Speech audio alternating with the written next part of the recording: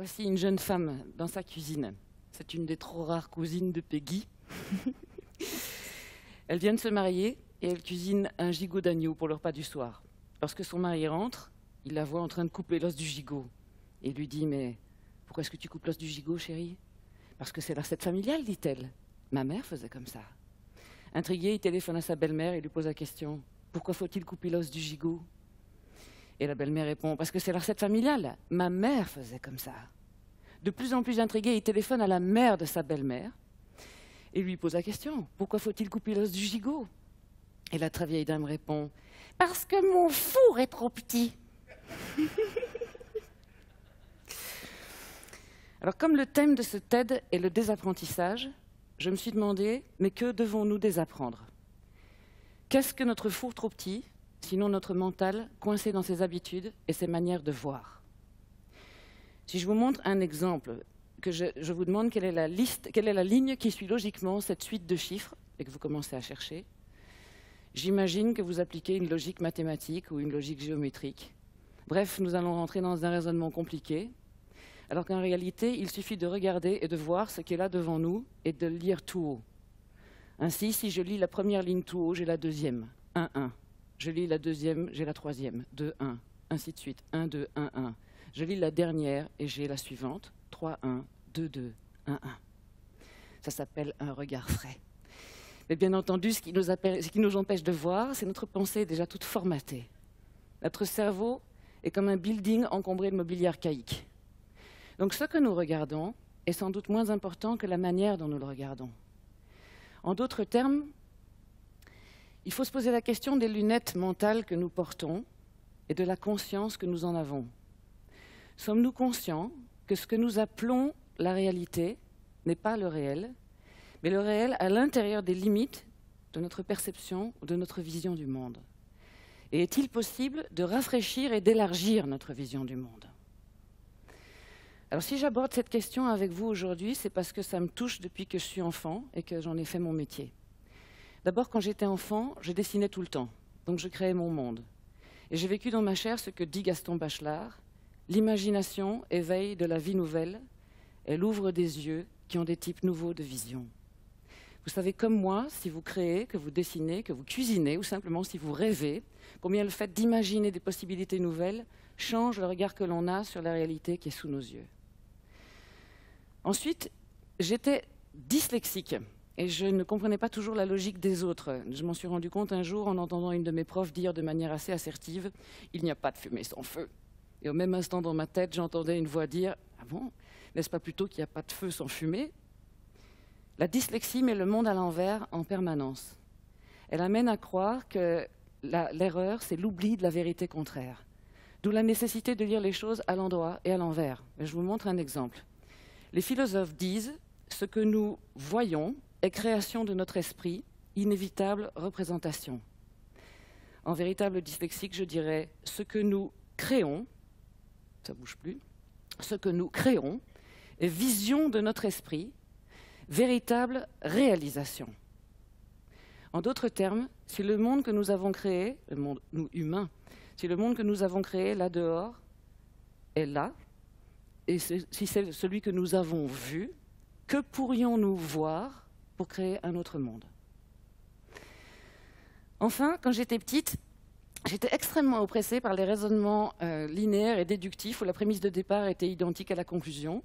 Une personne commençant sa phrase par un « je pense que ceci ou cela » et terminant après une argumentation pseudo-rationnelle et dite logique par dire exactement la même chose qu'au début, mais sous la forme d'une conclusion. Donc, je pense que ceci ou cela. Et je me sentais vraiment enfermée par ces discours monologaux et tautologiques qui étaient, à mes yeux, vraiment destinés à confirmer le connu plutôt qu'à explorer l'inconnu. À 15 ans, grâce à une de mes profs, j'ai découvert la pensée complexe d'Edgar Morin et ça m'a simplement sauvé la vie. En quoi? Parce que c'est une pensée en mouvement et où il y a de l'air. Elle parle des relations entre les gens, les choses, par exemple, l'homme crée la société qui crée l'homme. Une pensée à l'opposé de toutes les mises en boîte si habituelles en Occident, où les choses sont rangées dans leurs catégories, héritées du passé et séparées du reste. Vous voyez ce que je veux dire. Et puis j'ai découvert chez Edgar Morin l'espoir et l'utopie. Une de ses pensées m'est entrée dans le cœur. Cette pensée, c'est celle-ci. L'utopie, est à la fois ce qui fait changer la réalité et ce qui est incapable de la changer. Le réalisme est à la fois lucide et aveugle.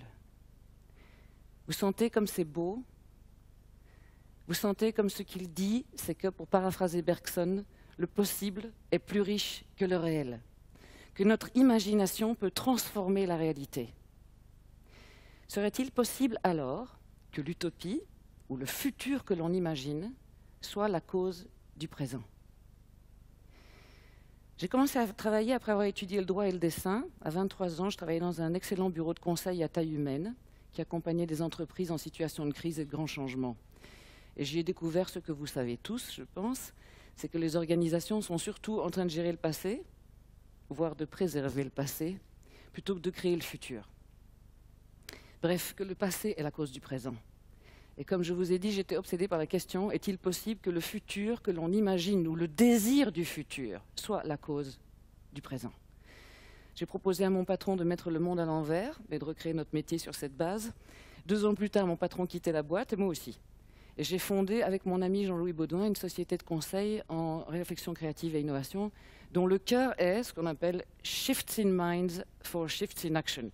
Bon, même si en Belgique, on parle plutôt anglais en évitant les flamands français, vous comprenez ce que ça veut dire, hein, basculer les états d'esprit pour basculer les façons de faire.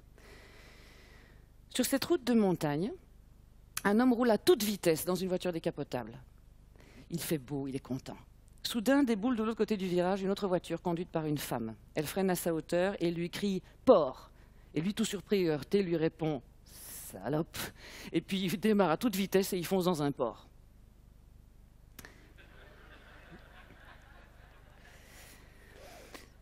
Combien de gens ont essayé de nous prévenir de quelque chose que nous n'avions pas vu, pas anticipé, même pas imaginé?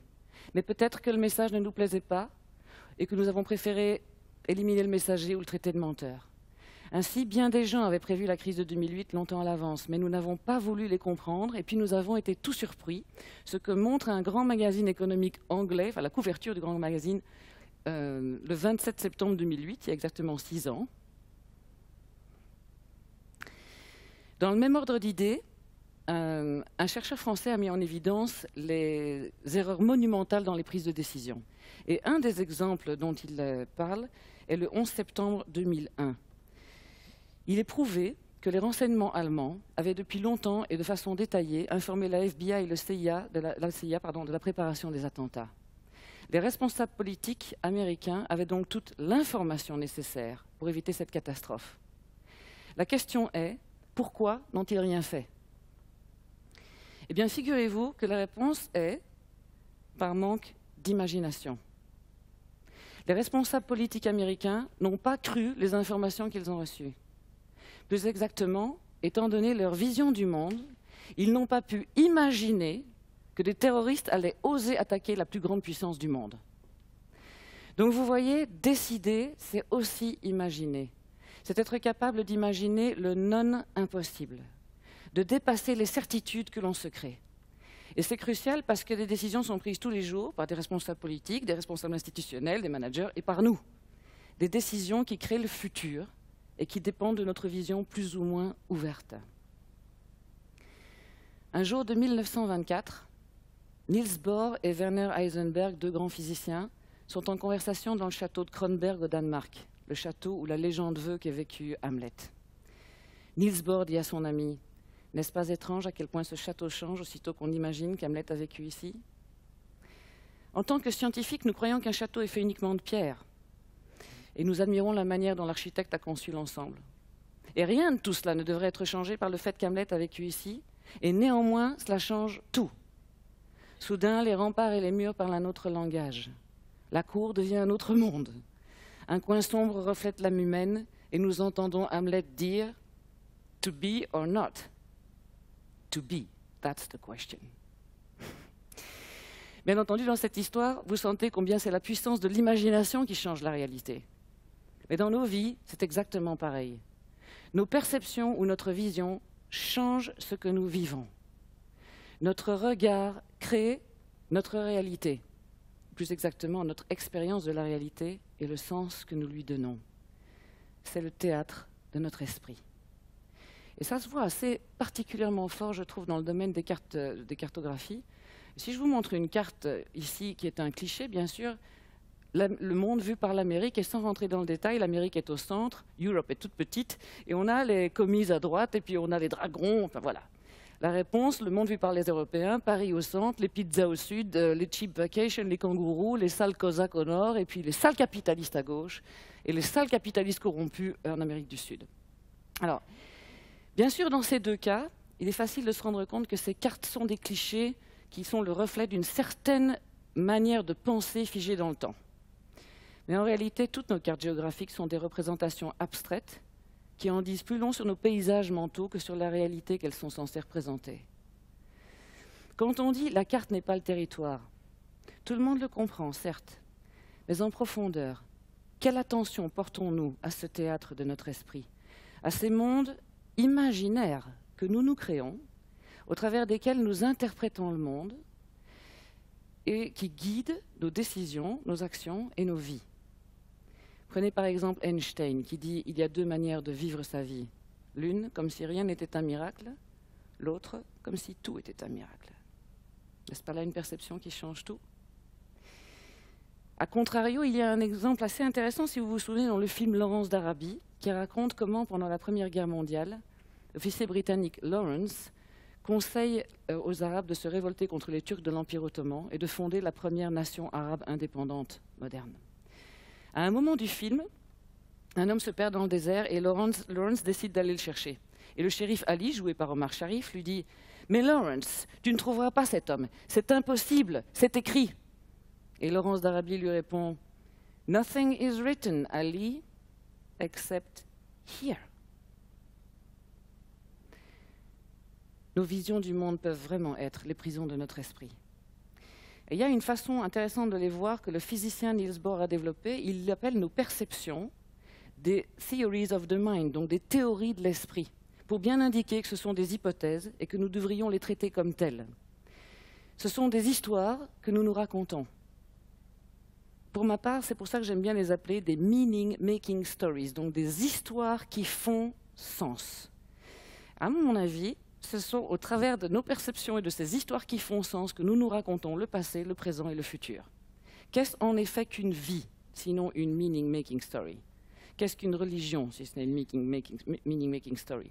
Qu'est-ce qu'un projet de société ou une utopie, si ce n'est une meaning-making story du futur? Qu'est-ce qu'une stratégie d'entreprise, si ce n'est une meaning-making story du futur pour cette communauté? Donc ma question est-il possible que nous essayons de créer le futur sur base de vieilles cartes, pour préciser, de mondes imaginaires, mais qui manquent d'imagination? Ainsi, l'imagination me semble au cœur du débat sur le désapprentissage. Quelles sont les représentations mentales que nous devons abandonner? Et quelle capacité d'imagination pourrions-nous développer pour apprendre à naviguer dans l'incertitude de ce monde qui émerge sous nos yeux? Alors vous savez qu'il existe une vieille vision mécaniste du cerveau qui postule que chaque hémisphère est spécialisé, par exemple raison à gauche, émotion à droite. Et récemment, ce n'est qu'un des décodages du cerveau, mais un chercheur a repositionné cette vision du cerveau divisé pour montrer qu'en réalité, les deux hémisphères sont actifs en même temps, en permanence, dans toutes les opérations mentales, mais de manière différente. En d'autres termes, ce n'est pas ce que fait chaque hémisphère qui est différent, mais comment il le fait. C'est-à-dire, chaque hémisphère porte son attention sur le monde de manière différente, avec certains buts et certaines prédispositions. Par exemple, à gauche, l'hémisphère gauche focalise étroit et hors contexte, tandis qu'à droite, il focalise large et avec le contexte. Donc si on prend un oiseau, un animal comme nous, il va à la fois focaliser étroit sur un ver de terre, pendant qu'il focalise aussi large pour essayer de ne pas se faire manger pendant qu'il mange. L'hémisphère gauche est très bon pour réduire pour diviser, pour réduire en partie, pendant que l'hémisphère droit lui va plutôt intégrer et connecter. L'hémisphère gauche est extrêmement bon pour reconnaître la certitude, il déteste le risque, il est plutôt à l'aise avec le connu et il va simplifier, tandis qu'évidemment l'hémisphère droit, lui, il va faire l'inverse, il a des affinités avec la nouveauté, la complexité et les possibilités. Et enfin, je vais assez vite là-dessus, mais je pense que c'est intéressant de voir que le gauche est extrêmement dans l'abstraction. il va être plutôt factuel et quantitatif, tandis que le cerveau droit va tenter d'incarner dans la réalité, de chercher le sens et le qualitatif. Alors, ne fût-ce qu'en passant à travers ça, vous voyez à quel point notre vision du monde et le monde que nous avons créé en Occident est largement dominé par l'hémisphère gauche. C'est quasiment une description du paradigme newtonien. Les conséquences, si je vais vous en montrer quelques-unes, c'est que par exemple, nous sommes devant un monde que nous voyons comme fragmenté et nous avons beaucoup de difficultés à connecter les pièces et à voir le tout. Nous croyons régler un problème, mais nous réfléchissons tellement à court terme que nous ne voyons pas que nous allons en créer un pour les autres. Nous sommes devant un contexte énorme, mais nous focalisons tellement petit, en général sur nous-mêmes d'ailleurs, que nous ne voyons absolument pas comment tenir compte de l'ensemble. Nous sommes dans un bac à sable, sur une plage, que nous ne voyons pas, et encore moins le reste. Et quand on nous présente une idée nouvelle, ça met un peu de temps. Alors prenons deux hommes, dont les cartes du monde sont largement différentes. Le premier, je vais l'appeler Monsieur Reconnu, est un homme éduqué dans une grande université, plutôt française, qui voit le monde, ou veut le voir, comme un jeu d'échecs. Le second, que je vais appeler Monsieur Inconnu, voit le monde comme un tissu de forces et de problèmes complexes et interconnectés. Monsieur Reconnu vit dans un monde vertical, pyramidal, en silo, plutôt axé sur l'écosystème et le profit. Monsieur Inconnu sent l'émergence d'un monde plus latéral, plus fluide, plus collaboratif, plus distribué, plus conscient de l'écosystème. Monsieur Reconnu regarde son entreprise comme un orchestre symphonique. Monsieur Inconnu aime penser à son équipe comme un orchestre de jazz. Les stratégies qu'ils vont développer sont différentes. Monsieur Reconnu va plutôt entrer en compétition contre ses adversaires, pendant que Monsieur Inconnu va tenter de créer un réseau pour faire émerger plus que la somme des parties. Monsieur Reconnu fait des plans de bataille abstraits basés sur l'extrapolation linéaire de données, pendant que Monsieur Inconnu sait qu'il faut apprendre à danser le tango avec la réalité et à naviguer dans l'incertitude, si possible, avec plaisir. Monsieur Reconnu réaménage le mobilier dans la même pièce, il restructure, il réorganise, il réingénie. En réalité, il ne change pas vraiment grand-chose. Monsieur Inconnu va déployer audace et imagination pour réinventer le tout et les parties, et les connexions. Alors bien entendu, c'est assez clair que les cartes du monde de Monsieur Reconnu ne l'aident pas à naviguer dans ce monde. Elles l'aident à reconnaître le connu, à créer l'illusion du contrôle et à répéter des réponses standards. Alors, puisque le thème de ce TED est le désapprentissage, je dirais que Krishnamurti avait tout compris quand il a écrit en 1970 « Se libérer du connu ». Nous avons clairement besoin d'autre chose. En conclusion, je poserai une hypothèse que je voudrais partager avec vous. Est-il possible que le monde que nous avons créé là, dehors, soit le reflet d'un certain type de réflexion et d'un certain théâtre de notre esprit? Est-il possible que la plus grande crise actuelle ne soit ni économique, ni financière, mais que ce soit une crise intellectuelle, une crise de la conscience et de la réflexion, liée à la manière dont, individuellement et collectivement, nous sommes capables de voir et de penser? Est-ce que nous avons besoin de basculer fondamentalement la manière dont nous interprétons le monde et la place que nous y occupons? Je prendrai rapidement un exemple. Bon, shifts happen, donc le déclin de la situation actuelle, en fait, le déclin d'un monde pendant qu'un nouveau monde émerge sous nos yeux. Soit nous sommes guidés par le passé, peut-être par la peur de perdre, et nous nous contentons de réaménager le mobilier dans la même pièce. Soit, comme on peut l'imaginer chez TED, nous sommes guidés par le futur qui est déjà là, nous sommes en phase avec ce monde qui émerge, et nous tentons d'y contribuer avec notre intelligence, notre courage, notre enthousiasme et de l'imagination qui éveille de la vie nouvelle. Serait-il possible alors que l'utopie ou le futur que l'on imagine soit la cause du présent?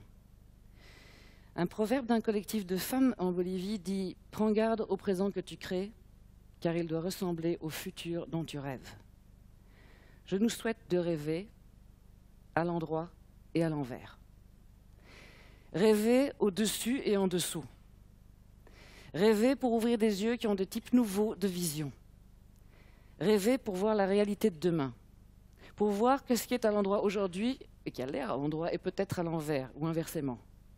Rêver pour nous dépasser. Je vous remercie.